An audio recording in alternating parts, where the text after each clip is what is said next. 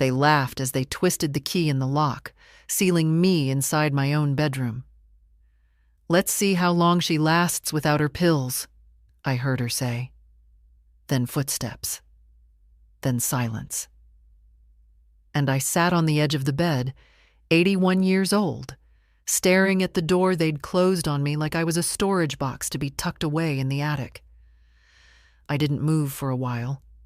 Not because I was afraid, though I admit there was a flash of that, but because my hands were trembling with something sharper than fear. Anger, I think. No, not anger. A cold, focused clarity. They'd locked me in. They'd taken my medication. They'd left me water, dry crackers, and a plastic bucket. That was their kindness. They didn't want a scene if I started seizing in front of guests. Better to let it happen behind a closed door. That woman, Clara, my daughter-in-law, had smiled through her teeth at dinner just 2 nights ago. "We'll take care of everything, Evelyn. You just rest. You don't need to worry about a thing anymore." And I hadn't said much. I never do. Not since Gerald died. My son, Peter, didn't say anything when she turned the key. He looked at the floor like a boy being sent to the principal's office. He used to hold my hand crossing the street. Now he won't even meet my eyes when they lock me in my own room. The safe was downstairs. I'd seen it when they brought it in. "For important documents," she said, though it went right into the coat closet, bolted to the floor. I knew my medications were in it because I'd seen her label the bottles with my name in thick black marker, like property. E. Birch, BP, E. Birch, thyroid. Everything accounted for. Everything under control. What Clara didn't know, what they both seemed to have forgotten, is that I'm not just a body taking up space. I built this house. I bought it with Gerald in 1971, brick by brick, savings by savings. My name is still on the deed. It was only kindness, or maybe weakness, that made me split the downstairs into an apartment for Peter and his new bride. Now, I see that kindness was taken as surrender. I stood up, slow and careful. I've got arthritis in both knees, but the pain reminds me I'm still alive, still moving. I pressed my ear to the door. Nothing. I walked to the window, lifted the curtain with 2 fingers. The sun was setting. The backyard was quiet. I knew the routine well. Clara always left at 7:45 on Tuesdays for her wellness class. A lie, I was certain, but one I pretended to believe. Peter worked late. Their son, my grandson, Evan, was away at college. No witnesses. Just me and the quiet creak of a house that was no longer mine. Except it was. Still legally mine. They didn't think I'd last long without the pills. But what they didn't count on, what people never count on with women like me, is how long we've already lasted. How many nights we've already survived sitting next to hospital beds, doing bills by candlelight, patching school uniforms, burying husbands, holding back tears at the bank.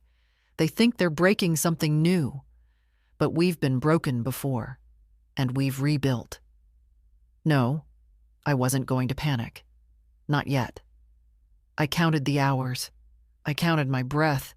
I examined the hinges on the door, the narrowness of the window, the old metal vent above the closet. I made a plan. And before I went to sleep that night, curled up under the quilt I made with my mother in 1958, I whispered aloud, for no one but myself, "They think this house is theirs now, but they've forgotten who built it." The night was long, but I didn't sleep much. The body rests differently when it's been wronged. There's no peace in a bed behind a locked door. Every creak of the old wood sounded louder. Every shift of the wind made the house groan like it too was tired of the lies. I lay there listening. At one point, I heard the TV downstairs. Some talk show. Clara's voice rising in fake laughter. The door to the safe must have clicked open because I heard metal scrape and the muffled clink of pill bottles. She probably checked on them like a warden checking cell keys. Satisfied, she locked them again. She didn't even come up to look in on me. Not that I expected it.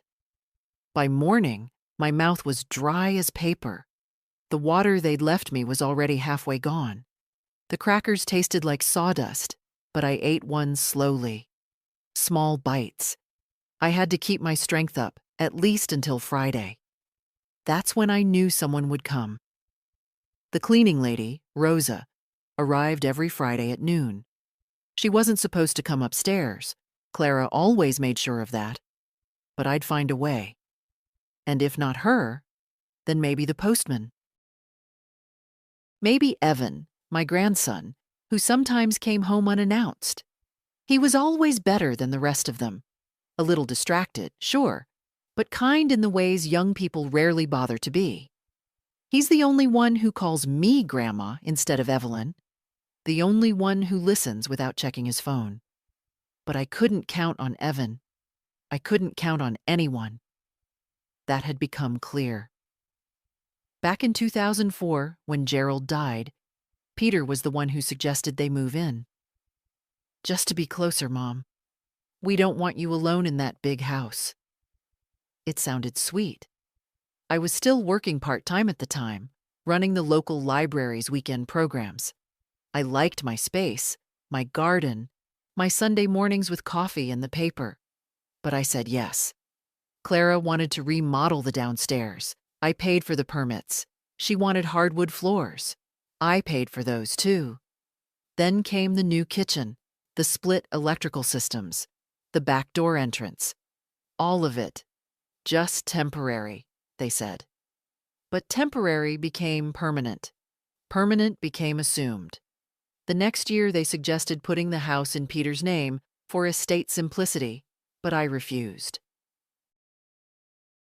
I knew better than to hand over what little security I had. I didn't say no loudly, but I said it. And that silence? That's when the shift began. First it was small things. Clara correcting my stories at the dinner table, Peter laughing when I asked how to use the new thermostat. Then the whispers behind closed doors, the sudden decision to change locks for safety. I wasn't asked. I was informed.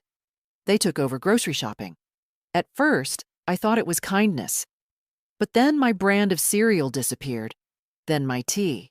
Then my mail stopped coming to my door and was sorted by Clara. She said it was to avoid confusion. I wasn't confused. I was being erased. I kept a notebook. I started writing things down. Dates, times, words that didn't sit right. Clara saying, "You should really think about simplifying your medications. So many at your age aren't necessary." Peter saying, "The house is too much for you now, don't you think?" I wrote it all down, not because I thought anyone would believe me, but because I needed to remember. When you get older, they all treat your memory like it's a leaking pipe. A drip here, a loss there. I still remember every name of every child I read to at Story Hour in 1983. I remember the smell of my wedding bouquet. I remember who I am. And I remember that my will, the real one, is still in the metal box under the sewing cabinet. Clara never looked there. She assumed I had nothing left. I made my plan that morning. I cleaned myself as best I could. I opened the vent cover with a hairpin I'd hidden in the lining of the curtain. I wrote a note on the back of a greeting card, something that wouldn't be suspicious if found. I folded it small and placed it in the vent. It read, "To whom it may concern. I am being kept here against my will. My medication has been removed. The people downstairs are not my caretakers. My name is Evelyn Birch. I am of sound mind. Please help. And then I waited. Again. By the second night, my body was beginning to feel the absence. It started with the swelling. My ankles tight and hot, the skin puffing up around the bone like overfilled dough. The blood pressure meds were the first ones they took. Clara said I didn't need so many chemicals, but she wasn't the one who saw stars dancing in front of her eyes after climbing the stairs. Then came the headaches. Dull at first, then sharper, like tiny chisels behind the eyes.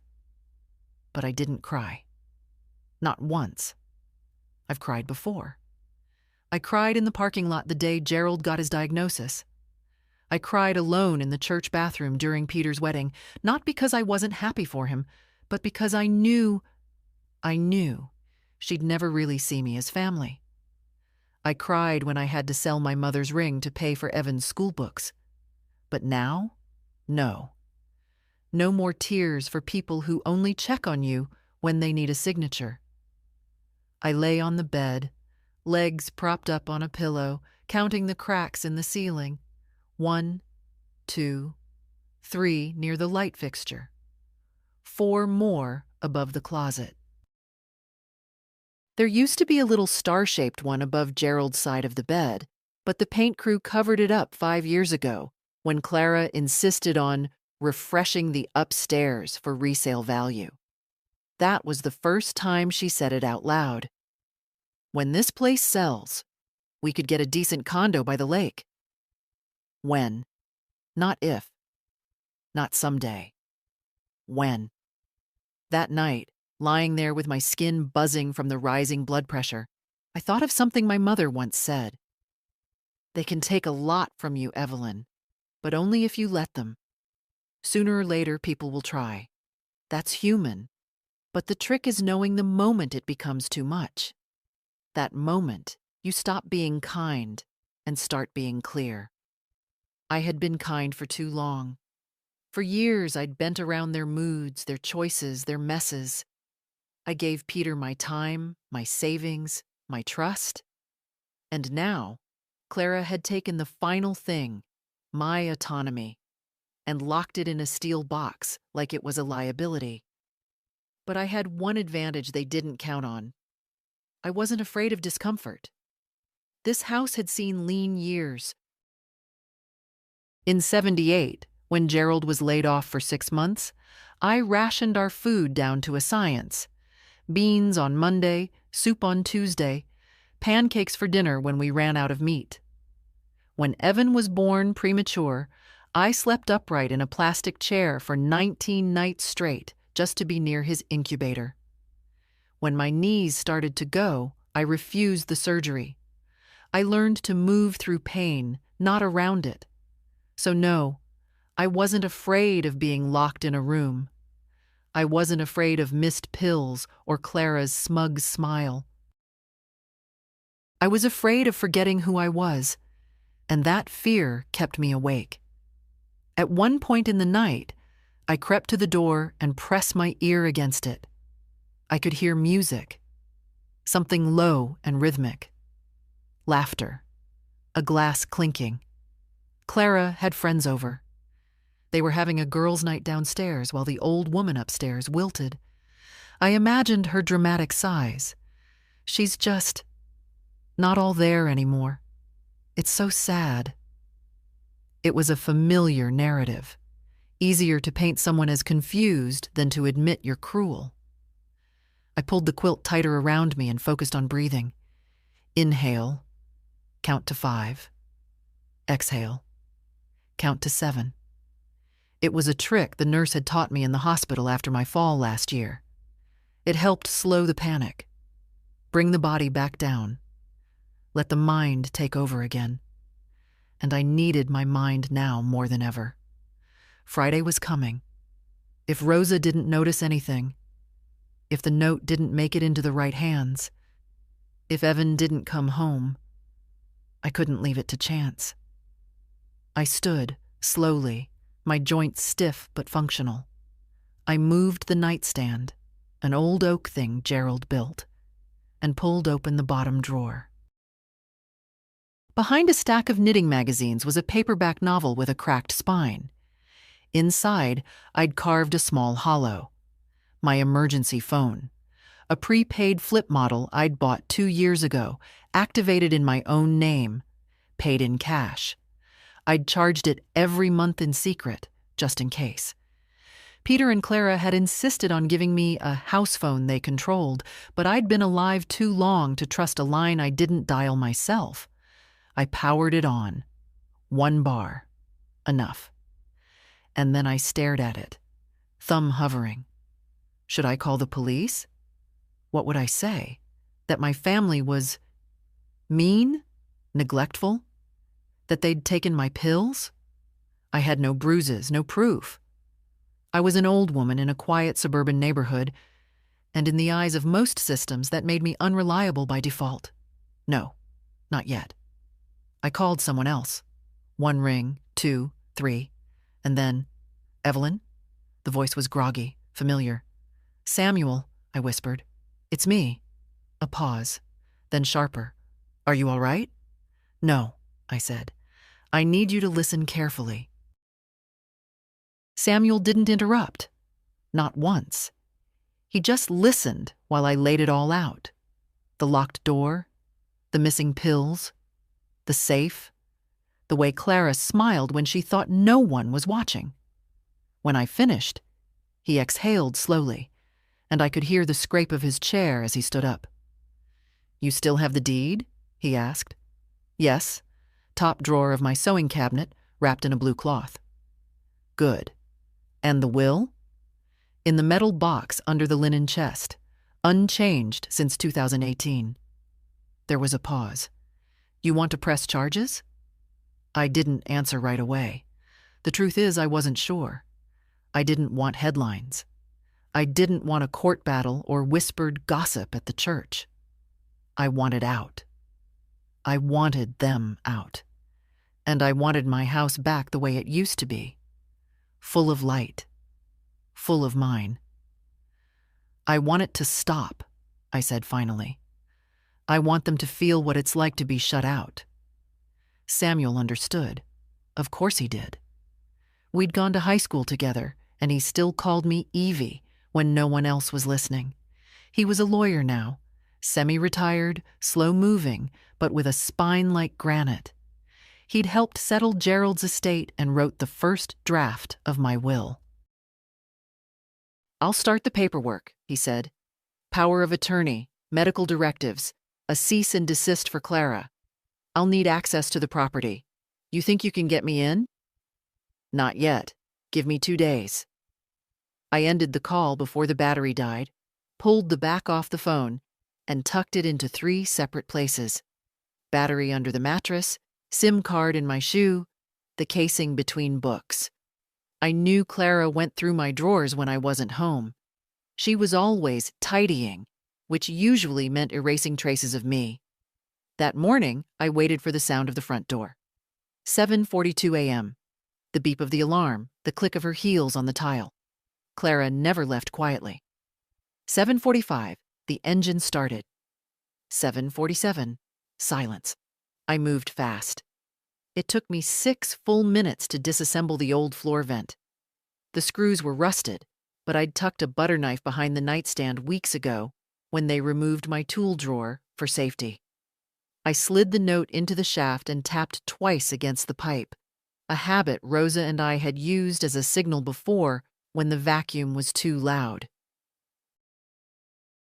Then I reassembled everything and sat back on the bed, breathing hard, my palms slick with sweat. At 12:02, I heard Rosa's car. She always parked at the edge of the driveway and came in through the back. I couldn't hear much through the floor, but I knew her rhythm. The vacuum first, then the mop, then dusting. She was methodical, predictable. At 12:29, I heard the cleaning closet door open, directly above the vent. I waited, counted, 1 minute, 2, 3, then 2 faint taps on the floor. She'd found it. Relief nearly made me dizzy. It was working. That night, when Clara returned, I stayed quiet. I didn't touch the crackers, didn't sip the water. Let her think I was fading. Let her believe in her little plan. She came to the door only once. "You okay in there?" she asked, voice high and false. I said nothing. She didn't press. Of course she didn't. In her mind, the house was already hers. Once I was gone, quietly, conveniently, she and Peter would grieve just long enough to sell. I'd seen the brochures. She kept them in the kitchen drawer under the foil. Lakefront condos, assisted living options, new furniture catalogs. But she'd forgotten the oldest rule of the house. The one who knows the bones of a place is never really powerless. The next morning, I made my second move. I pulled down the shoebox labeled winter scarves and opened the false bottom I'd glued in years ago. Inside, one brass key, old, worn, heavy, not for any current door. It opened the attic, not the upstairs attic Peter and Clara used for storage, the crawl attic above the bedrooms. Gerald had installed a lift hatch in 1982 to run new wiring and never removed it. It was still there, hidden beneath a tile in the linen closet. At 3 a.m., I moved the nightstand again. The hinges creaked as I slid the panel. My fingers found the latch. It still worked. I pulled the hatch open just enough to slide the key inside, then pushed it shut and reset the tile. Rosa had the note. Samuel had the documents. I had the key. Now all I had to do was wait. Friday night passed slowly, thick with silence and stale air. I lay awake, watching the moonlight slide across the wall like a slow silver tide. My body ached in every corner, each joint stiff from the lack of movement, the swelling, the cold.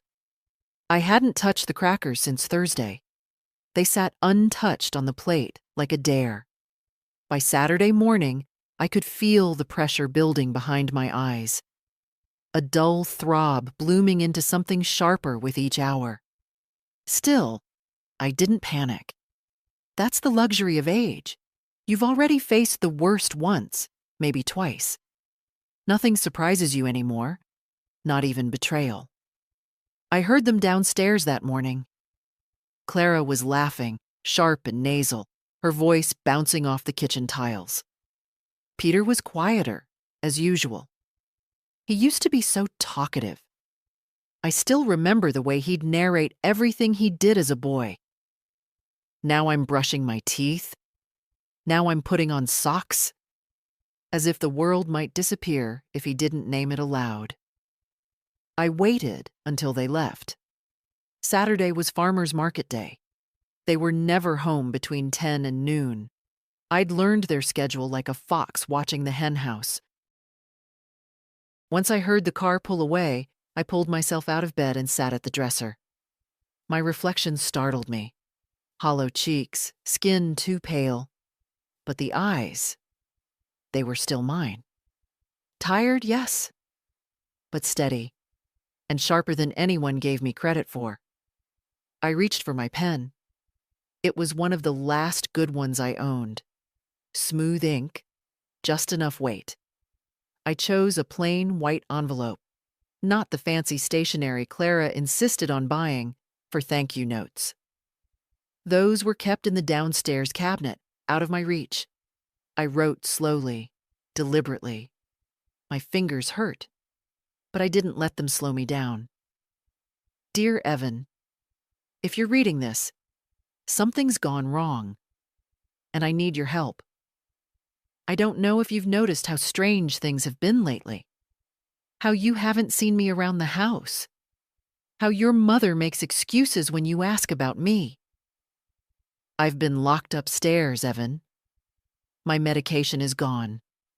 My access to the outside world has been cut. Your father hasn't stopped it. Maybe he doesn't know how to. Maybe he's pretending not to see it. But I need you to see it. There's a safe in the front coat closet. They put my pills in there. I don't know the combination, but I do know that what they're doing is wrong, dangerous, possibly criminal. I need you to go to Samuel Gaines. He was your grandfather's lawyer and my friend for over 50 years. He has the documents. He knows what to do. His office is still above the old bakery on 7th. Please don't wait. If I'm not answering your calls, it's because I can't. I love you, Evan. More than words in a letter can say. Always, Grandma. I folded the note carefully, slid it into the envelope, and sealed it. Then I placed it between the pages of Evan's favorite book, the one I knew he always asked about when he visited. The Old Man and the Sea.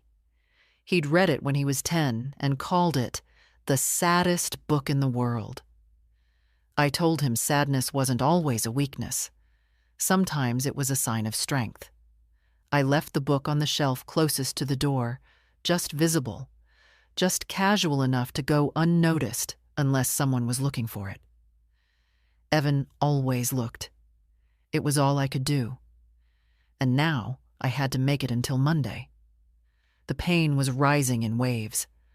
I moved slower than ever, the weight of my limbs like iron shackles.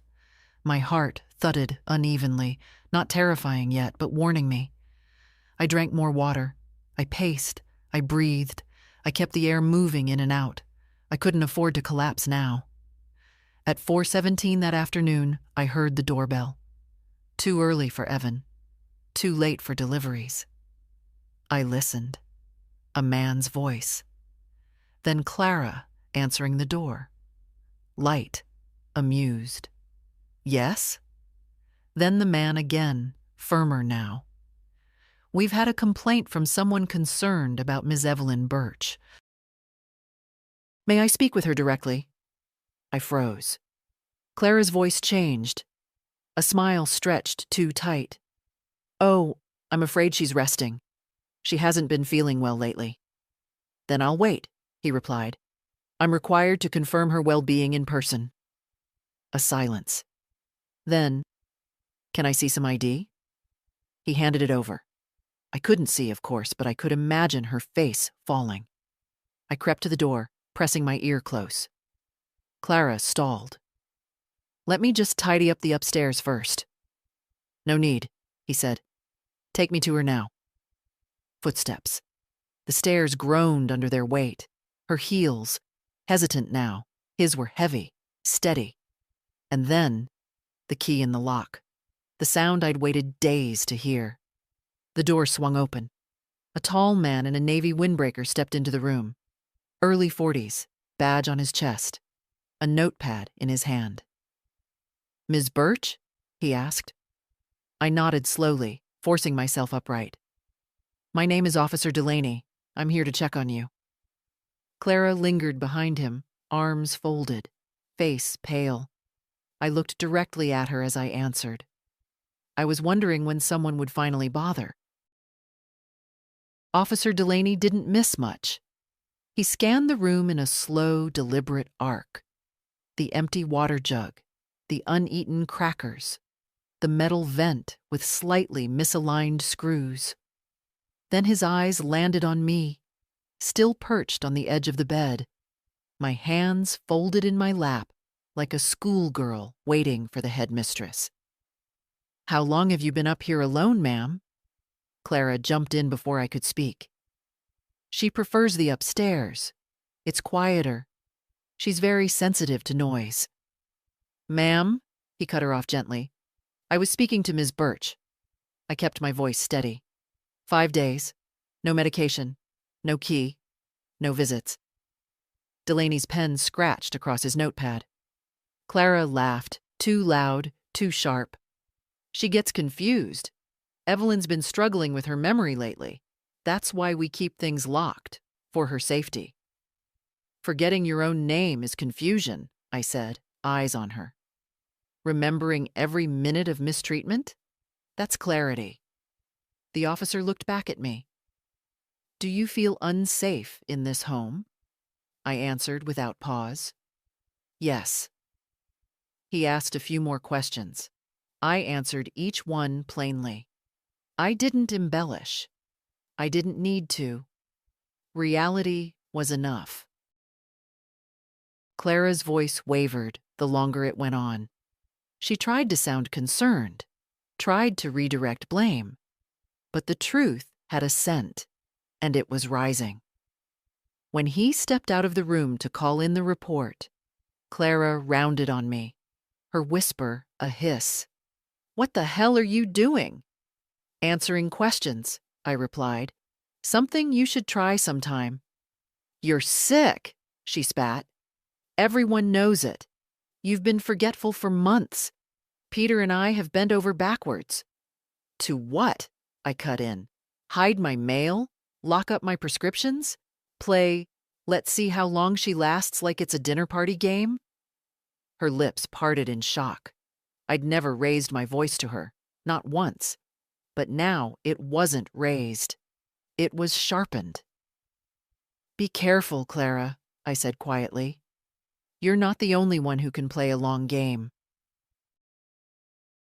Officer Delaney returned minutes later, his face unreadable. "Ms. Birch, we're going to arrange for a wellness check through Adult Protective Services. In the meantime, I'd like to escort you out of this room and into a safer space. Do you have a preferred hospital or care provider?" "I'd like to call my attorney," I said, standing slowly. "He'll make arrangements." Clara opened her mouth, but Delaney held up a hand. "Let's give Ms. Birch some privacy." He led me down the stairs, the same stairs where Peter used to slide down in socks, laughing. Now each step felt like a climb out of a grave. He helped me to the front porch, called in a transport van, and gave me a wool blanket to wrap around my shoulders. It smelled faintly of dust and aftershave.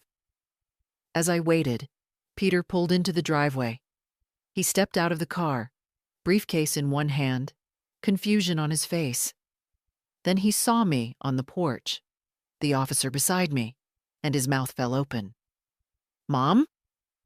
I said nothing. Clara burst out the front door. "They think she's being abused," she shouted, already crying, already building the next story. "Can you believe it?" "Your mother is trying to destroy us." Peter looked between us, frozen. Then he took one hesitant step forward. "Mom, why are you doing this?" I turned to him, eyes steady. "Why didn't you stop it?" He had no answer. The van arrived, humming quietly at the curb. Delaney opened the door for me. "Ready, ma'am?" "More than." He helped me in. Before the door closed, I looked back once. Just once. Peter stood in the driveway, staring at the house like he didn't recognize it. Inside, Clara was already on the phone. Probably to her mother, maybe to a lawyer. The performance had begun, but it was too late. Because Rosa had delivered the note. Samuel had started the process. And Evan, my dear Evan, he was about to do something I hadn't dared to hope for. The hospital was clean and quiet. Two things I hadn't experienced in days. They put me in a small room with a window that faced the trees. I was hooked to an IV within the hour, the nurse working efficiently, kindly, as she checked my blood pressure and made soft noises at the numbers. "Your pressure's high, sweetheart, but we'll get it under control. You're dehydrated too." I nodded.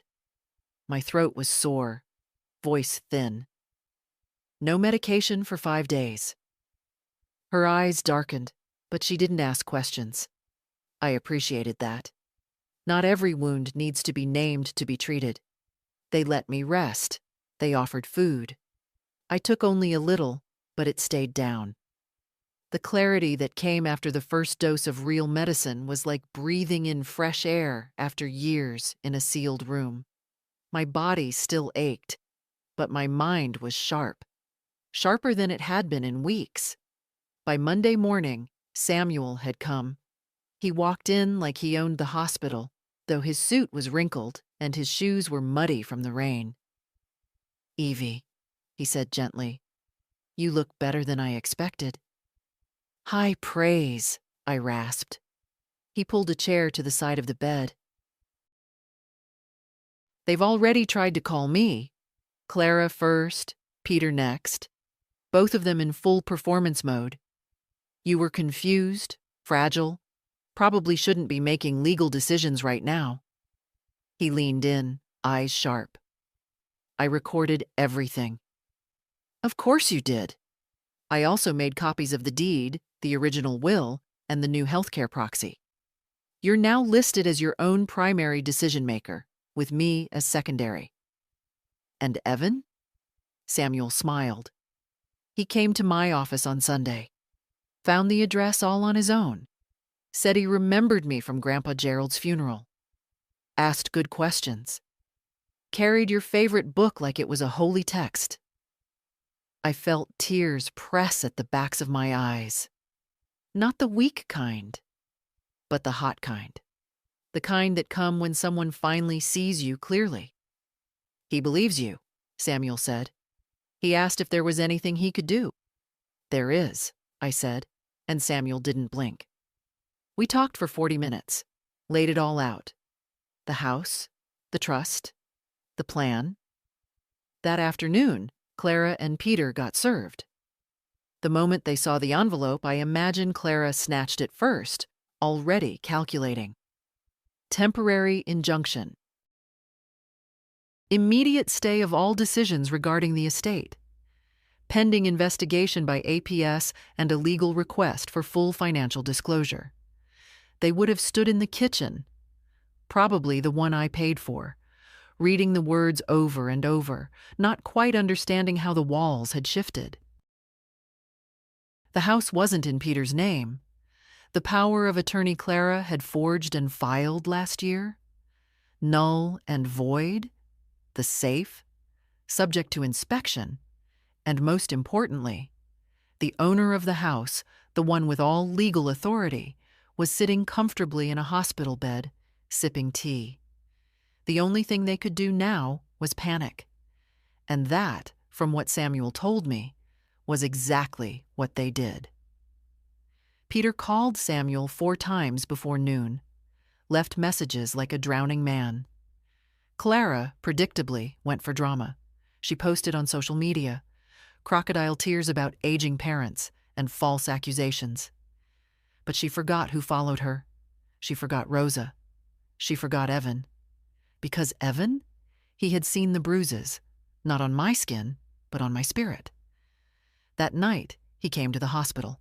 He didn't bring flowers or cards, just himself. He sat by the bed in silence for a long time before speaking. "I'm sorry, Grandma." I looked at him, tall now, grown, but still with that same crease between his brows he'd had at 7 when he lost his backpack and cried because it had his lucky pencil in it. "You didn't do this," I said gently. "I didn't stop it either." He looked down, ashamed. "I heard them talking about you," he said. "Months ago. Mom said you were losing it. Dad didn't argue. I thought, maybe you were just getting older. I didn't want to think the worst." "You weren't supposed to," I said. "That's not your job." He reached into his backpack and pulled out the book. The Old Man and the Sea. The envelope was still tucked inside. "I found the letter," he whispered. "I read it 10 times. I didn't know what to do, so I just did everything." I took his hand. "You did exactly right." We sat like that for a while. No nurse interrupted. No noise broke the quiet. Just a boy and his grandmother, piecing things back together. And then Evan said the one thing I didn't expect. "I want to move in, with you, if you'll let me." I blinked. "What about school? I can take online classes, or switch campuses. I don't want you to be alone. Not anymore." I didn't answer right away, but inside, Something deep and old shifted. A thread mended. Maybe this house didn't have to be a war zone. Maybe someday it could be a home again. Tuesday morning arrived with fog and headlines. Samuel brought the newspaper to my hospital room like it was a trophy. "Front page of the local section," he said, laying it on my tray. "Your story's making the rounds." I glanced at the photo, a generic image of a quiet suburban street with a modest brick house. My house. The caption read, "Elderly homeowner removed from locked room. Family under investigation." I didn't feel pride. Not exactly. But I felt acknowledged. And that was more than I'd been given in years. "They're going to spin it," Samuel warned, pulling out a folder. "Clara's already filed a motion. Claims she was acting in your best interest, that you were disoriented, refusing help. And the key? Unexplained. She says you insisted on privacy, that she was trying to respect your dignity." I snorted. She wouldn't recognize dignity if it walked up and slapped her in the face. "Which, unfortunately," he said, "the court can't prove either way. But..." He handed me a copy of the new will, the one I'd quietly updated 3 years ago and filed under Samuel's care. "It's airtight," he said. "All assets, including the house, held in trust. Controlled solely by you until death or voluntary transfer. Upon death, the beneficiary is Evan Birch. Not Peter, not Clara." I traced the words with my finger. I remembered writing them late one night after Clara yelled at me in the kitchen for putting the spoons in the wrong drawer. She'd called me forgetful. Then turned to Peter and said, "You know, it's really not safe for her to be left alone anymore." That night, I called Samuel. That night, I drew a line. Now it was holding. "We've frozen the accounts," Samuel added. "Every shared card. Every withdrawal linked to your name. Clara tried to transfer funds to a private brokerage account last week. We flagged it." "Of course she did. She also tried to list the house as collateral for a renovation loan. The bank refused after reviewing the deed." Good. I'd worked too hard to let my life be chopped up and mortgaged by people who saw me as a burden. Peter used to bring me every school drawing he made. Now he brought me nothing but silence. Clara, on the other hand, had never brought anything but performance. Her kindness was always a little too loud, her compliments a little too scripted, and now she was scrambling. That afternoon, the hospital received a visitor's request. "Clara." I declined. She tried again the next day. Left a message. "We need to talk, Evelyn. Please." I didn't reply. Instead, I asked Samuel to schedule an emergency hearing. I wasn't going to let this drag on for months while they plotted another strategy. "I want my house back," I told him, "and I want them out." "Eviction notice?" "Not yet. Let's give them a choice." Samuel smiled faintly. "You're more generous than I would be." I wasn't being generous. I was being precise. Let them decide how far they want to fall. Evan visited that evening, carrying a small suitcase and a notebook full of forms. "I filed for temporary transfer," he said shyly. "I'll finish the semester from home." "Your parents know?" "They do now." I didn't ask how that went. I could imagine. He sat by the window, watching the sun disappear behind the trees. "I think I should have seen it sooner," he said. "All the little signs. The way Mom always changed the subject when I asked about you. The locked fridge. The separate grocery lists." He paused. "It wasn't just you they erased." "It was your place." I nodded. "Control starts small. A drawer, a bank statement. Then one day, they own your silence." Evan looked at me. "Not anymore," The next morning, we filed the notice. Official. Delivered. Undeniable. They had 7 days to vacate. And on the 8th, I'd walk through my own front door. Not as a guest, not as a ghost, but as the woman who'd built it. Clara didn't take the notice well. Samuel sent a courier, not because he had to, but because he wanted a signature. Proof. Paper that couldn't be twisted with tone or crocodile tears. She refused to sign. Told the young man at the door it was all a misunderstanding, that her mother-in-law had been unwell for years, and this was a family matter, not a legal one. But the courier was trained. He left the envelope on the threshold, took a photograph, and walked away without comment. They couldn't say they hadn't been warned. That night, Evan texted me from the driveway. He didn't go inside. "Mom's pacing," he wrote. "Looks like she's been crying. Dad hasn't come out of the office since I got here. Can I stay at the hospital?" I told him no, not because I didn't want him near, but because I knew what came next would be harder for him than it was for me. I'd already been cut off. I had nothing left to lose. He still had parents, a thread, fragile, frayed, but there. Let them be the ones to cut it. Wednesday came with rain. The hospital discharged me that afternoon after 2 doctors and a social worker signed off on my capacity, health, and mental clarity. All 3 seemed surprised at how lucid I was, as if locked doors were supposed to make you forget who you are. Evan picked me up, drove my car, the silver Camry Clara always called the old thing. It still smelled like lavender and the cedar sachet I kept in the glove box. We didn't talk much on the drive. The road was slick, windshield wipers ticking like a metronome. As we pulled up to the house, I felt a strange stillness settle over me. Not nerves, not fear. Something closer to readiness. Clara answered the door, already bristling. "You can't just—" "I can," I said. And I have. Peter was in the hallway behind her. His tie was loosened. He looked like a man slowly realizing the fire had already burned through the walls. "You didn't have to make this public," he said quietly. "You didn't have to lock your mother in a room," I answered. Silence. Evan stood between us like a line drawn in the sand.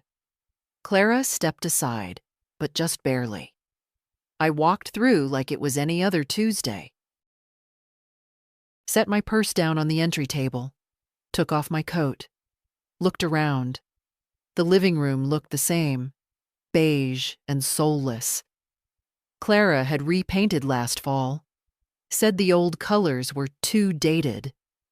She always had a talent for erasing anything that wasn't hers. Evan followed me upstairs while Peter and Clara argued in hushed tones below. He carried my bag without being asked, set it down gently by the bed. "I'll stay in the guest room," he said.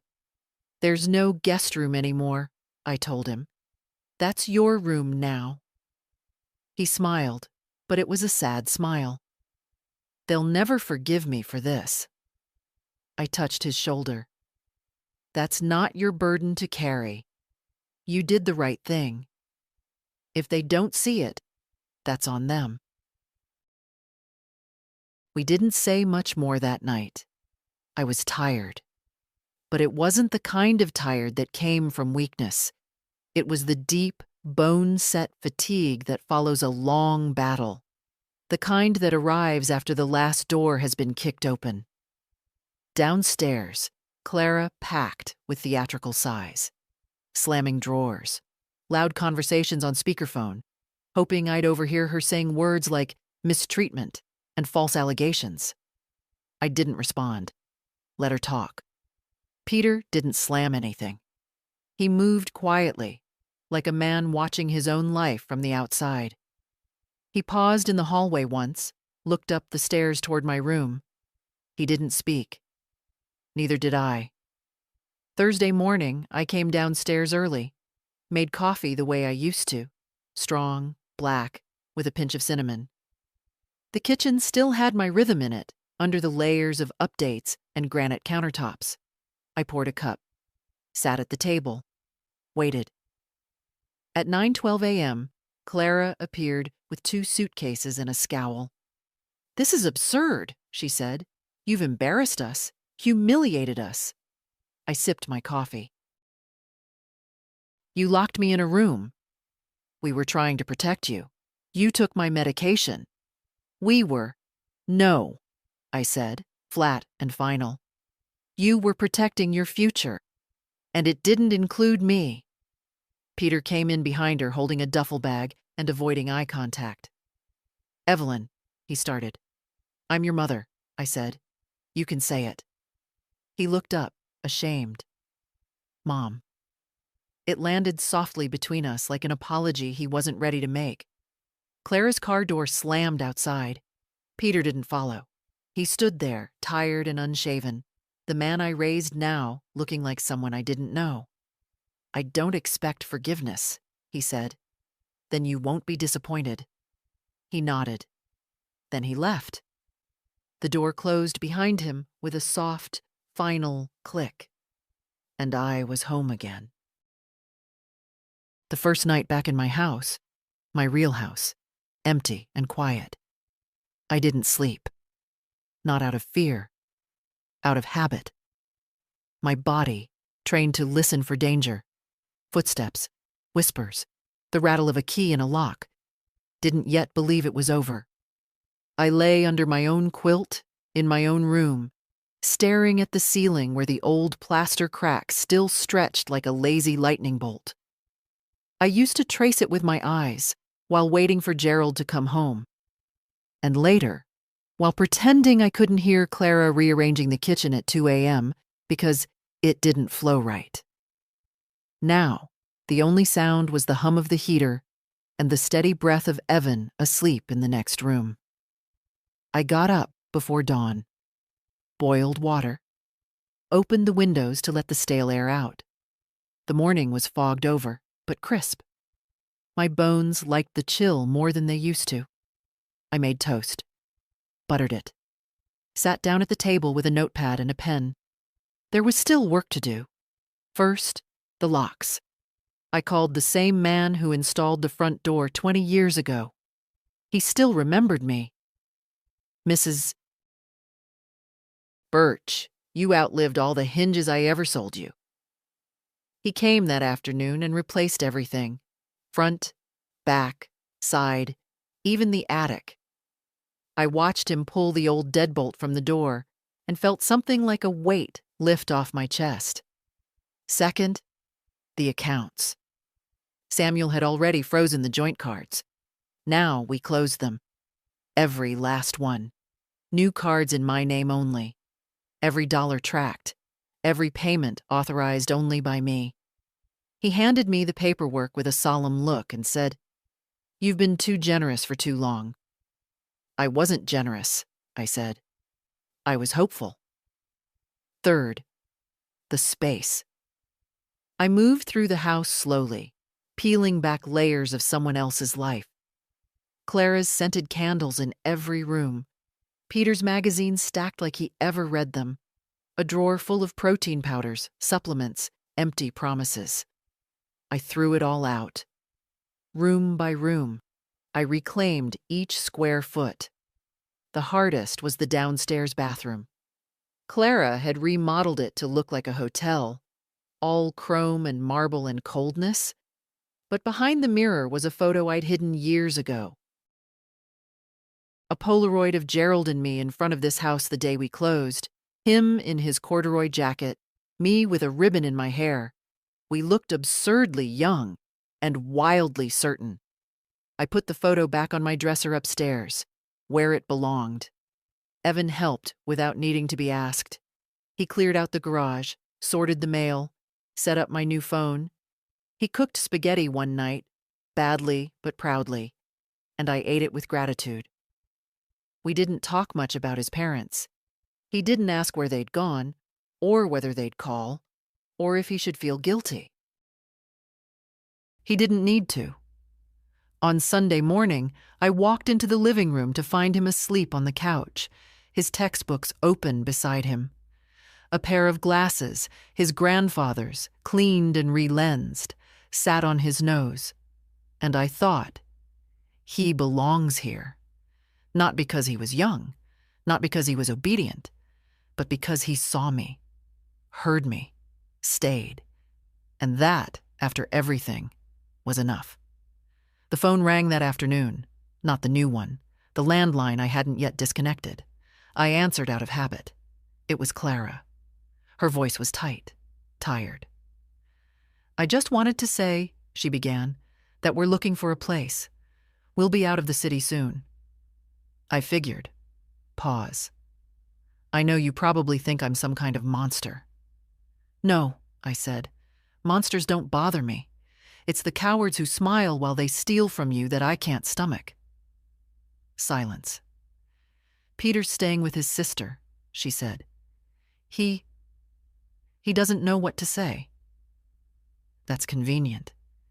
He's had 40 years to practice." "I didn't mean for it to go so far," she whispered. "I believe you." She sounded surprised. "You do?" "I believe you didn't think I'd survive it." Click. I didn't need to hear her stammer. I didn't need her tears. What she did with her guilt was her business now. Mine was clean. That night, I lit a candle. Not one of Clara's sickly lavender monstrosities. Just a small one, unscented, on the windowsill. I sat with a cup of tea, watching the flicker. And I wrote one sentence in my notebook. "This house remembers me again." It took less than 2 weeks for everything to go public. Samuel had warned me. "Once we file the formal complaint, the press will follow." I didn't care. Let them write what they want. Let the headlines chew on the phrase elder abuse and family betrayal. Let them print my age in bold. I had no interest in hiding anymore. The truth, after all, isn't fragile. People are. The investigation by Adult Protective Services moved quickly, faster than Samuel had seen in a decade. They had the officer's report, the hospital records, the note from the vent, even a statement from Rosa. She had come forward on her own, offered her testimony with a shaking voice and a steady will. "She always looked scared," Rosa told them. "I wanted to say something sooner, but I didn't know how. I didn't want to lose my job." "You kept me alive," I told her when we met afterward. "Don't you ever forget that." She cried. I didn't. The safe was opened by court order. 2 officers came with Samuel, unlocked it in the presence of a notary. Inside, 12 prescription bottles, all labeled untouched. Some had expired, some were still sealed. I'd asked for them every day. Clara had said I'd already taken them. Also inside, my mail. Full months of it. Bank statements, Medicare letters, a birthday card from a childhood friend I thought had passed. All confiscated, unread, hidden away as if I were a child with dangerous crayons. Samuel held them up, one by one. Documented, photographed, filed. We also found a folder, thick, rubber-banded, full of receipts and plans. Clara's plans, contractor estimates, kitchen redesigns, private school brochures for a new city, a loan application marked pending using the house as collateral. Peter had signed it. I asked Samuel for a moment alone. I sat on the floor next to the open safe, ran my hand along the cool metal edge. So much of my life had been stored in places like this. Filing cabinets, deposit boxes, attics. And all along, the only real safety I'd ever known was what I carried inside me. My own refusal to vanish. The formal charges were filed the following Monday. Neglect, financial coercion, fraud. Clara would fight it, of course. She had money tucked away, a friend in real estate, a cousin in some firm who could try to delay, distract, deny. Peter wouldn't fight. He didn't have it in him.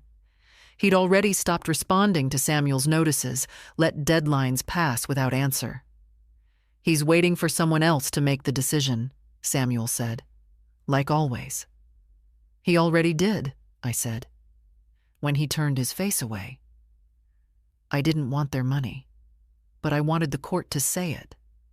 I wanted the words to live in the record. They did this. I did not imagine it. I was not confused. Because that's the thing they don't tell you about being a woman past 70. Everything you say becomes suspect. Emotion is senility. Anger is hysteria. Certainty is stubbornness. But paper speaks. Photos speak. The state speaks. And now they were speaking for me. Evan watched all of it closely. He sat through calls with Samuel, helped me review documents, highlighted mail that needed responses. But more than that, he listened. He never once said, "That's crazy." He never flinched when I mentioned what Clara had said through the door, or how I'd saved a butter knife behind the nightstand just in case. One night, I asked him why. "You've always told the truth," he said. Even when it wasn't comfortable. I hadn't realized that mattered to him, but now I knew. He also told me something else. "I want to stay long-term," he said. "Not just until school ends." "You'd give up everything?" He shook his head. "I'm not giving up anything. I'm choosing peace." And that word, peace, struck me deeper than anything, because that's what it really came down to, didn't it? Not revenge, not justice, not even restoration. Peace. To sit in a home and know it's yours. To wake up and not flinch. To walk to the kitchen without fear of being watched. To open the door, not knock on it. The court hearing was scheduled for early spring. By then, the dogwoods would bloom again outside the kitchen window.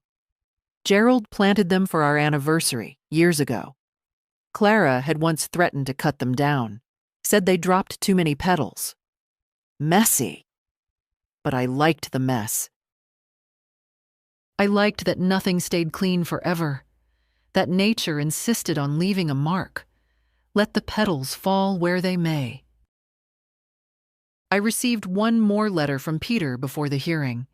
It wasn't handwritten, just an email, printed and folded by Samuel, delivered without comment. "Mom, I don't know what to say that won't sound like an excuse. I know I failed you. I know I let things happen that I should have stopped. I thought I was keeping the peace. I didn't realize I was making you invisible." I stopped reading there for a moment. Not because it hurt, but because it was the first time he used the word invisible. And I knew then he finally understood. He continued, "I don't expect you to forgive me. I just want you to know that when Evan called me a coward, I didn't argue. Because he was right. There were more words, apologies, regret, assurances that he was in therapy now, that he and Clara had separated, that he wasn't trying to win anything back. I didn't write back. I didn't burn the letter either. I just folded it and put it in the same tin box where I kept my wedding ring, the deed to the house, and the last note Gerald ever wrote me. Not because it mattered like those things did, but because it belonged to the same chapter. The one I was finally closing. The hearing was brief. Samuel stood beside me like a quiet pillar. Evan sat just behind, eyes steady. Clara appeared via video. Her face drawn, her background blurred. She wore black. Of course she did. Peter wasn't there. The judge asked questions. I answered clearly. I explained the conditions I'd lived in, the medications withheld, the safe, the locked door. the notes, the evidence. When asked how long I'd felt something was wrong, I said, since the moment they stopped asking if I was hungry and started deciding what I should eat. It wasn't dramatic, but it landed. Clara's lawyer tried to spin a tale of caregiving overwhelm, cited statistics, claimed burnout, said Clara had taken on too much, had been crying for help in her own way. But when asked why she never reported my decline to a doctor, why she withheld medication instead of adjusting it, why she changed the locks without my consent, there was only silence. The ruling was swift. The court recognized financial coercion, negligence, and emotional abuse. Custody of all property and financial assets was reaffirmed to me. An order was issued, preventing Clara from contacting me without written permission. Peter was not named in the order, but the judge noted his pattern of passive complicity. When it was over, the clerk handed me a stamped copy of the decision. "You got your name back," she said softly. I didn't realize how much I'd missed hearing it said, with respect. Back home, Evan made lemon tea and played an old jazz record I'd forgotten we still owned. We danced once, just a few slow, clumsy steps in the living room. I hadn't danced in years, but my feet remembered. So did my heart. The next morning, I stood in the backyard, cup in hand, watching the dogwoods stir in the breeze. The wind scattered pink petals across the grass like confetti. Rosa came by around 10. She brought me a jar of homemade preserves and a quiet hug. "You look lighter," she said. "I am," I told her. She stayed for tea. We didn't speak of Clara or Peter. We spoke of spring, of Evan's classes, of how the world keeps turning even when it seems like you've been dropped from it. When she left, I walked through each room again. Not checking, just feeling, like touching a scar and knowing it no longer hurts. And in the guest room, Evan's room, I found something that made me pause. A printout, a university application, a new program, gerontology, aging studies. When I asked him about it, he shrugged. "Someone should understand this better," he said. I figured, why not me? I couldn't speak. Not at first, but I nodded. Because that was the beginning of a new story. The rhythm of life, once stolen, returns slowly. It's not loud. It doesn't announce itself with trumpets or grand gestures. It trickles in. A mug left drying on the counter. The sound of Evan laughing at a podcast through the bathroom door. A grocery list written in your own handwriting again. I began cooking dinners. Not because I had to, Evan was competent enough, but because I wanted to. Roast chicken with thyme. Lentil stew the way Gerald liked it. Peach cobbler with the brown sugar crust. We ate at the kitchen table with the curtains open. No one rushed. No one criticized. Evan always did the dishes. Sometimes we didn't speak at all, just sat with the sounds of forks against ceramic and the occasional creak of the house settling. That kind of silence is rare, not heavy, not awkward, just full, like a room that remembers you. Neighbors began to wave again. Some had believed the story. Others hadn't known what to believe. A few sent letters, polite, worded carefully, saying they were glad to see me back on my feet. One woman from church dropped off a pie and mumbled something about hoping things are better now. I didn't hold it against them. People are strange about pain. They'd rather not see it. But one neighbor, the one from 3 doors down, Lorraine, came over with a small, clear plastic bag. Inside, a tiny brass key. "I think this fell into our bushes months ago," she said. voice quiet. It was the attic key. Clara must have tossed it out the window in a panic, or maybe Evan dropped it during one of his sneaky visits. I held it in my palm for a long time after Lorraine left. It was cold and small and a little bent. But it was mine. Later that afternoon, I opened the attic. Not to hide, to clean. It smelled like cedar and dust and the end of things. Boxes labeled in Gerald's blocky handwriting. Christmas ornaments. A wedding dress yellowed at the edges. A shoebox full of receipts from when groceries cost $20 and change. I found photos. Some I remembered. Some I'd forgotten I ever took. One of Peter at 12, face sticky with jam. Another of Clara on their wedding day, forced smile and ironed curls. She'd worn my earrings that day, never returned them. I didn't want the photos to disappear, so I brought them downstairs and started a wall. Not a gallery, nothing curated. Just a corner in the hallway near the stairs, where the light hit just right in the afternoon. One by one, I tacked them up. No glass. No frames. Just memories returned to air. Evan walked past one evening, paused, and pointed at one photo of him as a toddler, sitting on Gerald's lap. I don't remember this. You were too, I said. You fell asleep like that for over an hour. Gerald didn't move the whole time. Said he'd take the cramp if it meant you'd dream longer. Evan stared at it for a while, then took a tack from the table and added a photo of us. One Rosa had taken the week I came home. I was on the porch, holding a cup of tea. Evan was standing behind me, hand on my shoulder. It wasn't beautiful, but it was true. We got a letter from Peter the following week. No return address. Just a check, blank, and a note. Whatever I owe, I'll pay. Just tell me how to make it right. Evan tore it up before I could say anything. I didn't stop him. In April, I planted new herbs in the backyard. Thyme, mint, rosemary. The ones Clara had called fussy and insisted on replacing with ornamental grasses. I dug into the soil with my hands, no gloves. I wanted to feel it.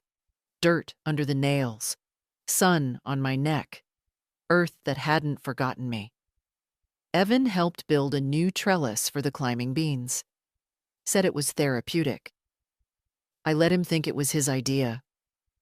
We worked in comfortable silence, surrounded by wind chimes and the faint smell of tomato seedlings. Later, as the sun dipped low and the sky turned lavender, I sat on the back steps, sipping a tall glass of water, ankles sore but spirit unbruised. Evan joined me, barefoot, a little dirty, eyes soft. You ever think, he asked, that maybe this house knew before we did? Knew what? That something was wrong, that something had to break. I looked out across the garden, now full of tiny green beginnings. Maybe, I said, but I also think it waited for someone to listen.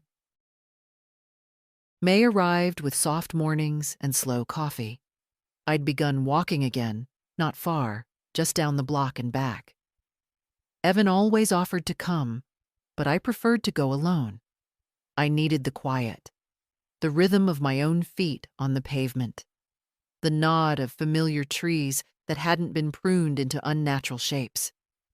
There's a certain dignity in being seen just as you are, not in your prime, not in your decline, but simply present. One morning, a woman I barely knew, Margot from the garden club, stopped me. I read the article, she said. I didn't ask which one. There had been many. She looked at me for a long moment, then added, "Good for you. I hope you made them squirm." I smiled, but I didn't answer. It wasn't about squirming. It was about being heard. That's the part people don't understand. Justice isn't volume. It's clarity. Back at the house, Evan had started painting the back bedroom. Figured I'd turn it into an office, he said. Classes are going well. One of my professors said I should apply for the mentorship program. You should, I said, meaning it. I'm thinking of writing about you. I turned from the stove. For what? My final paper. On long-term recovery after familial trauma. I raised an eyebrow. That's what they're calling it now? He laughed. Better than what I had. My grandma is tougher than your dad. I didn't laugh. Instead, I said, if you write it honestly. Don't make me noble. Don't make them monsters. Just tell the truth. That's always enough. He nodded, serious now. I will. And I knew he would. The garden flourished. I sat out there in the afternoons, writing in a notebook I kept hidden between the couch cushions. Not a journal, not really. Just pieces of memory. Names. Places. The kinds of things no one asks about anymore. I wrote about my mother's kitchen. The way Gerald used to hum when he mowed the lawn. How Peter cried the first time he saw snow. How Clara once braided my hair before a church dinner and said softly, "You look like someone important." That was before. Long before. Before time hardened her. Or revealed her. It's hard to know which. I didn't write out of spite. I wrote to remember. To own my own history. Because if I didn't, who would? Samuel came by on a Sunday with fresh bagels and a smirk. I got a call, he said, spreading cream cheese like it was a legal maneuver. From a local reporter, wants to interview you, piece on elder rights, thinks you'd be an inspiring voice for women over 60. I rolled my eyes. They just want a headline. Grandma gets revenge. They want a story, he said, and you've got one. I thought for a moment. I'll do it, on one condition. He paused. What's that? No glamour, no tragedy, just truth. Samuel grinned. They won't know what to do with that. Good. That night, Evan and I sat on the porch. I was knitting, badly, and he was scrolling through his phone, laughing at something I didn't need to understand. He looked up suddenly. Do you think you'll ever speak to them again? I didn't ask who he meant. There was only one them. I answered carefully. I think they'll want me to. Eventually. When it's useful. When the silence becomes inconvenient. He waited. And when that happens, I looked out at the darkening sky. The stars coming out, patient and cold. I'll listen, but I won't bend. And I won't invite them in. He nodded. Do you miss them? Yes, I said quietly. But not who they are, who they were, or who I thought they were. There's a difference. Evan reached for my hand. I let him take it. And in the stillness, with the night curled around us like a soft coat, I realized something I hadn't before. I was no longer surviving. I was living. Summer arrived without ceremony. The dogwoods had dropped their last petals. The herbs in the garden were full and unruly. The house smelled like basil and sun-warmed wood. And for the first time in a long time, time itself no longer felt like an enemy. Evan had finished his first term. He hung the certificate above his desk, not out of pride, but as a reminder of choice, of direction, of what it meant to stand up when sitting down was easier. He'd grown quieter in a good way. He didn't flinch at the word family anymore. He didn't wait for the phone to ring. Neither did I. On a Tuesday afternoon, I received a letter in the mail. A handwritten one. The envelope was heavy with care. The name curved with deliberate grace. Clara. I didn't open it right away. I left it on the mantel for 2 full days, like something drying in the air. On the third day, I opened it without ceremony. She apologized, not in the frantic, half-measured way she had before, but in the voice of someone who'd finally sat with herself long enough to hear the truth echo back. She wrote that she wasn't asking for absolution, just recognition. She said she'd moved to another state, that Peter was in counseling, that she missed Evan, and would always be grateful he had me. She ended the letter with this: I forgot who the house belonged to, but worse, I forgot who you were. I folded it once, neatly, and placed it beside Peter's. No reply, no fire, just space. Evan and I hosted Rosa and Samuel for dinner the following weekend. We grilled in the backyard, ate under string lights Evan had hung between the trees. I made potato salad the old way, with too much mustard and not enough apology. We laughed more than we spoke. When Rosa left, she hugged me tightly. I don't think you realize what you've done, she said. I didn't do anything special, I answered. She pulled back, looked me in the eye. No, you did something rare. You told the truth and stayed. I didn't have an answer for that. So I smiled and let the words land where they would. I still write, most mornings. Not for publication, not for legacy, just to keep the blood warm and the memory honest. Some days I write about my parents. Others, about the smell of rain on porch wood, or the way Evan hums when he's concentrating. One page at a time, I stitch the years back together. Not to dwell, to witness. Because we are not meant to vanish quietly. If you're still reading this, maybe you're someone like me. Someone who's been told to quiet down, to step aside, to make room. Maybe you've been locked out of your own life, one decision at a time. If that's you, hear this. You are not too old. You are not imagining it. And you are not powerless. Let them forget who owns the house, but you remember. And when the time comes, you take the key.